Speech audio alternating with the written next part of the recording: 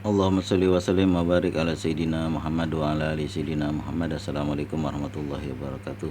Ini kita membaca malam ini jam setengah 4, mau jam 4 kurang 20 menit. Ini kita membaca beberapa komentar dari kawan-kawan. Ini saya dahulukan yang pertama ini tentang Ustadz. Suami saya sakit udah 6 bulan. Kemudian saya cuma jualan makanan siap saji. Biasanya itu di pinggir jalan, kan ada mejanya. Di sini juga banyak dan hampir setiap hari saya beli itu. Karena mudah, enak, cepat dan ramah kantong biasanya itu. Kemudian banyak pilihan. Ini saya jualan udah rasanya hari-hari ini menurun jualannya katanya. Bagaimana sih itu kisahnya? Bagaimana sih itu Ustadz jalan keluarnya supaya kita rame pembeli, begitulah maksudnya ya, kurang lebih kalimatnya. Namanya orang jualan itu kan rezeki itu dari Allah. Ini kalau kita baca Quran surat Al-Baqarah ayat 152, walaman nabluwannakum bisyai'in minal khaufi wal ju' wa naqsi minal amwali wal anfusi was samarat wa basiris sabirin. Sungguhnya kami akan kami akan menguji manusia itu dengan sedikit ketakutan, dengan kekurangan buah-buahan, kekurangan bahan makanan, kekurangan mungkin keuangan dan kekurangan jiwa, yaitu meninggal, sakit. Bagaimana itu semuanya? Kita juga kan begitu, jualan sepi banget dah padahal kebutuhan banyak. Akhirnya kalau orang jualan sepi, apalagi jualan makanan, itu kan kalau udah dibuka, udah masak lalu nggak jualan, yang beli kurang, apalagi nggak habis. Jangankan nggak habis, cuma laku setengah, cuma balik modal, yang dapat capek. Sisanya kita makan sendiri, yang dapat capek itu cuma balik modal doang. Kalau habis iyalah ada lebihnya. Wala nabluwannakum bisyai'in minal khauf. Tunggu, kami akan menguji manusia dengan takut kekurangan, minal khauf wal ju' dan kelaparan, wanaksi minal amwali wal anfus, kekurangan buah-buahan, kekurangan bahan makanan, kekurangan jiwa yaitu sakit. Nah, seperti suami ibu ini sakit. Wanaksi minal amwali wal anfus wasamarat wa basiris sabirin, beli kabar orang-orang yang bersabar.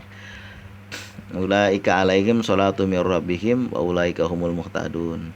Yaitu mereka lah orang-orang yang nantinya dapat bantuan dari Allah, pertolongan dari Allah. Yaitu orang-orang yang mendapat rahmat. Mereka pertama orang yang sabar. Sebenarnya kita kalau dalam masalah seperti ini, Allah nggak nyuruh kita untuk nyari bantuan ke manusia. Allah nggak nyuruh kita untuk nyari pinjaman. Bukan itu. Allah menyuruh kita apabila ada kesulitan hidup, Allah menyuruh kita pertama sabar, yang kedua sholat, sabar wa sholah, sabar dengan sholat, sholat jamaah, sholat rawatib dan sholat malam. Waktu sahur itu kita bangun memohon kepada Allah, meminta kepada Allah. Ini saya bagi pengalaman saya waktu jualan tahun 1994 1995. Saya jualan dari modal cuma 2,5 juta pada tahun itu. Itu jualannya panci, gelas, ember, lalu ya barang-barang pecah belah seperti itulah. Itu saya jualan dalam 3 bulan, ditambah lagi modal sama baba, dijual motor laku 1,5 juta pada tahun itu. Motor besar waktu itu kan, motornya masih motor besar, motor King, itu cuma laku 1,5 juta pada tahun itu. Ya itu juga udah banyak pada tahun itu. Beda dengan tahun sekarang, nilai mata uang sedikit banyak, tapi mata uang banyak, uang banyak, nilainya sedikit, jumlahnya banyak, nilainya sedikit. Tidak pada tahun itu. Lalu ditambah, kenapa? Bukan karena sepi, tapi karena semakin rame dan baba senang, ditambahlah modalnya. Dan waktu itu saya dipercaya sama engkoh-engkoh Cina untuk sekali saya belanja, 2 kali saya belanja, 3 kali saya belanja, 4 kali saya belanja. Anak SMA waktu itu engkoh Cina percaya sama saya, akhirnya dikasih barang tanpa bayar dulu. Nah, kemudian seminggu kemudian baru sisanya keuntungannya diambil sama saya, modalnya disetor sama engkoh. Itu selalu begitu, sehingga saya nggak terlalu banyak menggunakan modal ya, karena modalnya juga nggak ada. Dan pada saat itu saya nggak pernah menggunakan orang datang itu bedukun-dukun, bejimat-jimat, ada yang disiramin air got, ada yang toko orang ditaruh tai babi, ada yang digantungin jimat di atasnya. Saya emang nggak pernah pakai begitu-begitu, bersih. Kemudian yang kedua, jualan itu diatur sebaik mungkin. Diatur sebaik mungkin maksudnya yang apa, yang mutunya nggak bagus, harganya juga sesuaikan. Kemudian jangan mengurangi timbangan, jangan curang, dan juga rajin menyapa orang baik-baik, bebaik-baik sama orang yang lewat. Kadang-kadang nanti karena keramahan kita, dia nggak mau beli jadi beli. Biasanya juga begitu, saya dulu begitu sampai 12 bulan itu saya jualan. Kebangun rumahnya bukan rumah kecil, rumah besar panjang, rumahnya itu besar panjang rumahnya. Kalau dibangun rumah yang biasa-biasa bisa jadi 3 lebih itu, bisa jadi 3,5 rumah itu, saking luasnya, panjang dan luasnya itu. Kemudian juga itu barang penuh di toko, itu penuh barang sampai rembong-rembong itu, sampai keluar-luar barangnya itu, apaan aja ada saya jualan, dan kagak punya utang. Nah itu. Dan juga kayak saya nggak pernah mau tuh ngambil-ngambil. Ada orang datang, memang banyak juga orang itu ketika udah mulai rame orang datang ngambil pinjaman deh. Wah, enggak, pinjaman apa? Enggak, saya nggak ngambil. Ada yang bank datang ke situ, ada yang apa namanya, orang-orang yang apa, yang suka nawarin pinjaman duit itu dengan bunga sekian, ngelirik juga enggak, saya nggak peduli gitu-gituan. Nah itu karena apa? Karena yang namanya riba itu pangkal dari awal ketutupnya pintu rezeki. Allah akan menyuburkan sedekah, dan Allah akan menghancurkan riba, memerangi riba. Riba itu kan perbuatan orang Yahudi. Jangan sekali-kali untuk jualan kita ambil riba. Itu berkahnya nggak ada. Pokoknya seumur hidup saya ya ngeliatin orang yang pada ngambil riba, di mana aja diambil dah itu. Ada yang 100 juta, 200 juta, itu bahkan ada yang sampai 500 juta. Itu nggak ada satupun yang saya lihat yang mereka hasil dari situ. Yang rata-rata ada yang rumahnya keambil, ada yang tokonya keambil, ada yang bayarannya udah sebulanannya udah sengak-sengak. Itu paling hebat banget itu balik modal. Itu pun rugi. Kenapa? Ketika dia minjem 20 juta itu dikembaliin kan, kalau dia minjem 10 juta lah biar gampang hitung, 10 juta itu dia pinjem, itu dikembaliinnya 18 juta. Itu kalau dia pinjam 20 juta kembaliinnya berapa itu? 8 juta kali 2 16, 8 kali 2 16, 36 juta. Itu udah rugi berapa itu? Udah berapa yang harus dia bayar itu? Nah, itu saya perhatiin nggak ada yang satu pun ya seumur-umuran saya nih, seumur setua kayak begini, belum pernah saya lihat itu orang ngambil riba dia mendapat untung dari situ. Belum pernah itu. Walaupun buat jualan sekalipun, padahal jualan itu kan berkah. Tapi orang jualan itu bukan hanya mencari untung, juga mencari berkah. Tapi saya lihat gak ada itu yang dapat untung. Rata-rata rugi semua, dan 1-2 orang aja yang balik modal, itu pun lagi rugi. Kenapa ya? Karena harus membayar bunganya itu. Nah, jangan pernah ngambil riba gimana pun cara, itu riba itu nggak berkah. Allah akan menghancurkan riba dan menyuburkan sedekah. Kalau bisa riba itu diganti dengan sedekah. Sedekah itu biasanya juga saya juga suka begitu. Biasanya saya suka begitu itu, kalau ada orang-orang ini saya kasih barang 1.000. Kalau dulu kan udah banyak, nggak apa-apa, sedikit juga nggak apa-apa, yang penting kan ada sedekahnya tiap hari. Orang-orang yang sedekah itu malaikat akan mendoakan dia untuk Allah mudahkan rezekinya, Allah mudahkan rezeki dia, ya Allah mudahkan rezeki dia kalau ada orang bersedekah itu, dan Allah akan menghancurkan riba. Nah, nomor 2 bangun nomor selanjutnya bangun pagi-pagi. Bangun pagi-pagi karena al barokah tuh fi bukuriha. Bangun pagi-pagi, kita bangun lalu dirikan sholat. Dirikan sholat tahajud 2 rakaat, lalu 2 rakaat lagi, lalu duduk. Ini coba nanti kerjakan sholat sunat tahajud 2 rakaat, lalu kerjakan lagi 2 rakaat, lalu duduk sambil berzikir membaca sholawat ini nih. Allahumma sholli wa salim ala sayyidina Muhammadin karimi abai wa ummahat. Baca itu 100 kali. Nah, dulu ada suatu pengalaman, kawan orang Malaysia bercerita, dia ada suatu kawan yang jualan. Jadi waktu bulan puasa, dia jualan waktu itu, pagi-pagi dia baca Allahumma sholli wa salim ala sayyidina Muhammadin karimi abai wa ummahat 10 kali. 100 kali. Kemudian pada sore hari dia baca Allahumma sholli wa salim ala sayyidina Muhammadin karimi abai wa ummahat. Itu dia baca 50 kali. Lalu pada hari itu dia jualan, kan kalau bulan puasa jualan kue-kue itu di pinggir jalan. Itu kan jam berapa ya, udah buka habis asar lah, sekitar jam 3:30-an. Kalau di sini jam 4 asar udah buka dia, habis asar udah buka, lewat dikit. Lalu sampai menjelang maghrib itu yang beli cuma 2 orang atau 3 orang. Nah, kemudian Udah hampir maghrib, sekitar 15 menit lagi itu dagangan masih banyak. Udah menjelang maghrib, udah makin deket ke maghrib, waduh udah susah nih, dagangan nggak habis dah. Tiba-tiba berhenti mobil di depan. Kak, berapa nih kue semua? Dibilangnya kue itu sekian ringgit kan, dia bilangnya. Tapi eh, bapak itu bilang yang naik mobil itu berapa semua semua, karena saya mau bagi ke masjid, dia bilang kan orang-orang ngaji tadarus di masjid. Berapa kak semuanya? Diborong itu kue dapat kalau nggak salah saya 250 atau 280 ringgit, itu semua diborong habis itu. Allahumma sholli wa sallim wa barik ala sayyidina Muhammad wa ala ali sayyidina Muhammad. Sehingga dia berkata, apa ini berkah dari sholawat abai wa ummahat yang saya baca tadi pagi. Nah itu baca setiap hari setelah bangun tahajud, baca sholawat itu. Dulu ada orang yang dia itu jualan tuh dari kecil-kecil aja, dia jualan, namanya juga musim corona, jualan sedikit-sedikit. Jadi dia jualan itu setiap malam dia selalu membaca, selalu bangun tahajud lalu dia membaca sholawat. Itu yang dia baca sholawat patih. Nah ini bacalah, boleh juga sholawat patih, bacalah sholat sholawat abai wa ummahat yang seperti tadi. Allahumma sholli wa sallim wa barik ala sayyidina Muhammadin karimi abai wa ummahat, itu dibaca 100 kali.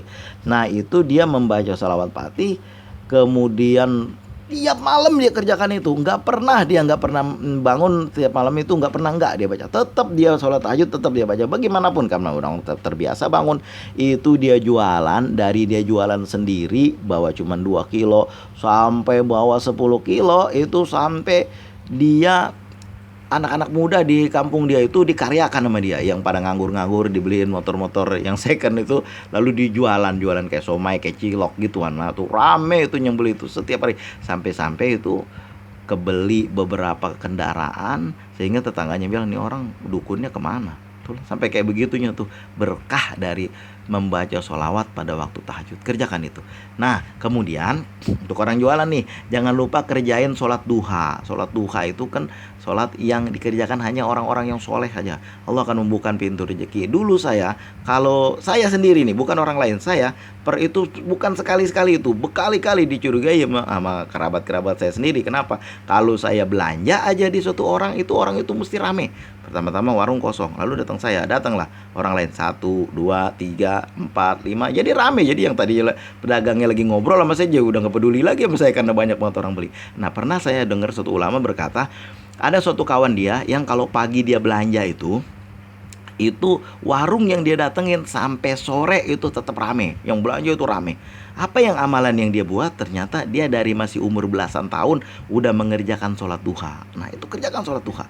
Nah yang kedua, yang ketiga, yang selanjutnya, sambil berjualan nanti sambil terus membaca sholawat Jibril, sallallahu ala Muhammad, sallallahu ala Muhammad, sallallahu ala Muhammad. Nah, baca itu sambil berjualan itu, sallallahu ala Muhammad, pakai tasbih digital juga boleh, enggak juga nggak apa-apa, baca itu sallallahu ala Muhammad, sallallahu ala Muhammad, baca itu sambil jualan itu. Karena kita membaca sholawat Jibril itu kita sedang mengundang rahmat Allah. Kita baca sholawat Jibril, kita sedang mengundang rahmat Allah. Mudah-mudahan orang itu kalau kita membaca sholawat Jibril itu, bawaan orang itu senang aja sama kita. Nah, itu baca sholawat Jibril, sallallahu ala Muhammad, sallallahu ala Muhammad, baca itu. Mudah-mudahan jualan kita menjadi berkah. Di dalam hadis qudsi Allah menyeru, wahai Bani Adam, kerjakan 4 rakaat atau 2 rakaat untukku di pagi hari, aku akan menjamin rezekimu di sore hari, di akhir hari. Nah itu kerjakan sholat duha, bacalah setelah sholat duha itu sallallahu ala Muhammad, sallallahu ala Muhammad. Nah kemudian kita pergilah jualan. Mudah-mudahan. Nah juga kalau ada waktu kan bacalah ya Allah ya Wahhab ya Rojak, ya Allah ya Wahhab ya Rojak, ya Allah ya Wahhab ya Rojak, itu dibaca. Karena saya dulu ketika saya jualan online, jualan yang saya jualan berat, bukannya jualan kayak makanan itu enak gampang pembeli, tapi yang saya jualan buku-buku, dan jualan buku-buku ini khusus, buku-buku khusus, bukan orang semua bisa beli, buku khusus. Itu udah kalau nggak salah saya udah 3 hari nggak ada orang beli. Saya bacalah itu ya Allah ya Wahhab ya Rojak, ya Allah ya Wahhab ya Rojak, saya baca 10.000 kali. Nah ini terutama juga bukan selain dari pedagang, juga orang-orang yang lain lah, apabila di rumah nggak ada makanan, di rumah nggak ada apa-apa, baca itu ya Allah ya Wahhab ya Rojak, ya Allah ya Wahhab ya Rojak. Setelah kita membaca 10.000 kali, insya Allah ada datang pertolongan. Karena saya udah berkali-kali dulu, bukan sekali doang, udah berkali-kali ngamalin itu ya Allah ya Wahhab ya Rojak. Lebih enak bacanya itu kan Kalau kita bangun tengah malam, habis sholat tahajud kita baca itu. Ya Allah ya Wahhab ya Rojak, ya Allah ya Wahhab ya Rojak. Sambil jualan juga boleh kita baca itu.